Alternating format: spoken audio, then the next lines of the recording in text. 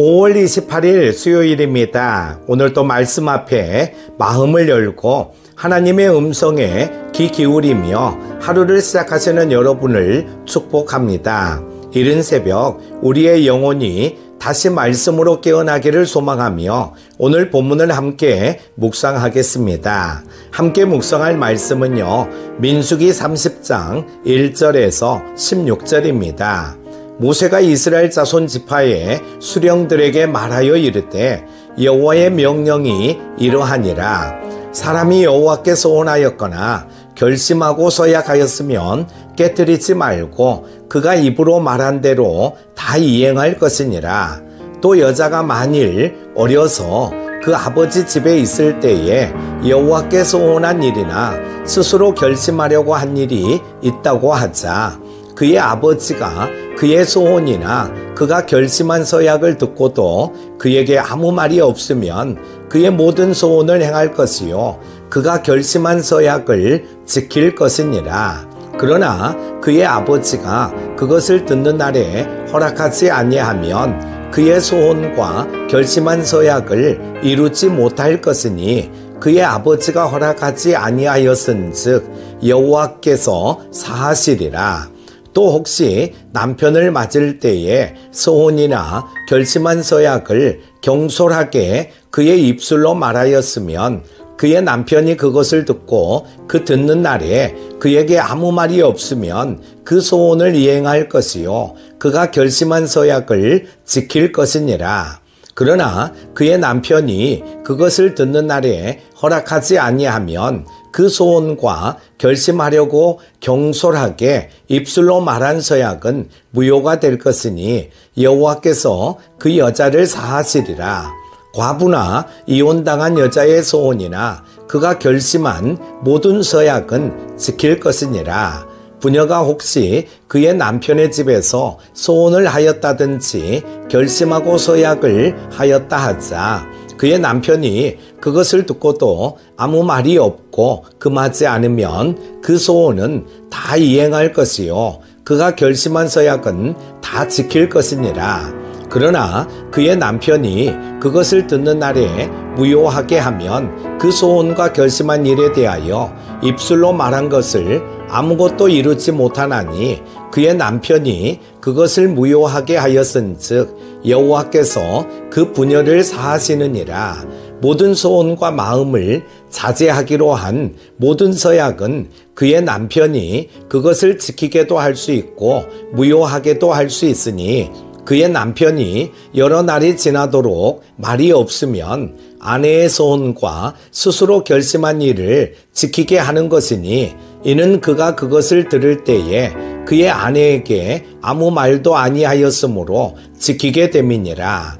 그러나 그의 남편이 들은 지 얼마 후에 그것을 무효하게 하면 그가 아내의 죄를 담당할 것이니라. 이는 여호와께서 모세에게 명령하신 규례니 남편이 아내에게 아버지가 자기 집에 있는 어린 딸에 대한 것이니라. 아멘. 말은 생각을 드러내는 도구이자 관계를 맺는 통로입니다. 그러나 오늘 본문은 단지 언어적 소통 이상의 의미를 담고 있습니다. 민수기 30장은 소원과 약속에 대한 하나님의 기준을 보여주며 하나님은 우리가 드리는 말, 특히 소원과 결단의 말에 대하여 얼마나 진지하게 반응하시는지를 알려줍니다. 2절은 이렇게 시작합니다. 사람이 여호와께 소원하였거나 결심하고 서약하였으면 깨뜨리지 말고 그가 입으로 말한 대로 다 이행할 것이니라.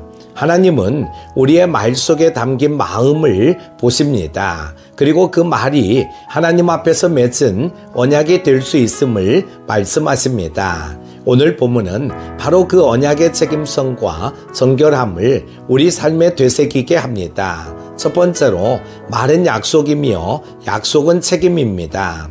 하나님께 소원하거나 결단한 말을 가볍게 여기지 말라고 하셨습니다. 우리는 종종 감정적인 순간에 하나님께 무언가를 약속하고 시간이 지나면 그것을 잊어버리거나 외면한 채 살아갑니다. 하지만 하나님은 우리의 말, 그 약속의 순간을 기억하십니다. 그리고 그것을 이행할 것을 원하십니다. 사랑하는 여러분, 하나님은 신실하신 분이십니다. 그분의 말씀은 반드시 이루어집니다. 그렇기에 하나님의 백성된 우리도 신실하게 살아야 하며 특히 입술의 말에 책임지는 신앙인이 되어야 합니다. 약속은 단순한 말이 아닙니다. 그것은 삶의 방향이며 신앙의 고백입니다. 우리가 하나님 앞에서 드렸던 기도, 결단, 헌신의 고백들을 다시 돌아보며 잊지 않고 책임지는 믿음을 회복해야 합니다. 두 번째는 하나님 앞에서의 약속은 공동체와도 연결된다는 것입니다. 본문은 이어서 딸이 아버지에게, 아내가 남편에게 소원했을 때 그것이 어떤 효력을 갖는지 설명합니다. 이는 하나님 앞에서의 약속이 개인만의 문제가 아니라 가정과 공동체 안에서도 질서와 책임 아래 있어야 함을 의미합니다. 아버지나 남편이 즉시 듣고도 말리지 않으면 그 소원은 유효하고 만약 즉시 막으면 무효가 된다는 말씀은 가정의 질서와 영적 책임을 동시에 보여줍니다. 이는 곧 신앙은 홀로 감당하는 것이 아니라는 메시지입니다. 우리의 약속, 결단, 헌신은 공동체 안에서 이루어지고 책임과 돌봄 속에서 지속되어야 합니다. 특히 교회라는 공동체 안에서 우리는 서로의 결단을 기억하고 중보하며 도울 책임이 있습니다. 혼자 싸우는 신앙이 아니라 함께 지켜가는 믿음이 될 때 소원은 더욱 거룩해지고 열매 맺게 됩니다. 세 번째로 우리의 말은 곧 하나님 앞에서 드리는 제사입니다. 민수기 30장은 단지 율법의 조항이 아니라 하나님의 마음, 곧 거룩한 언약 백성으로 살아가기를 원하시는 뜻을 보여줍니다. 하나님은 우리의 말을 제물처럼 받으십니다. 그 말이 정직하고 순결하며 진실하기를 바라십니다. 사랑하는 큐티가족 여러분, 우리는 얼마나 쉽게 말하고 얼마나 가볍게 약속하며 얼마나 자주 그 말을 잊고 살아가고 있습니까? 하나님은 우리의 말에 신앙의 무게를 담기 원하십니다. 그 무게는 곧 삶의 진정성과 연결되어 있고 그 말이 곧 하나님의 영광을 드러내는 통로가 됩니다. 오늘 우리가 회복해야 할 것은 거룩한 말의 책임입니다.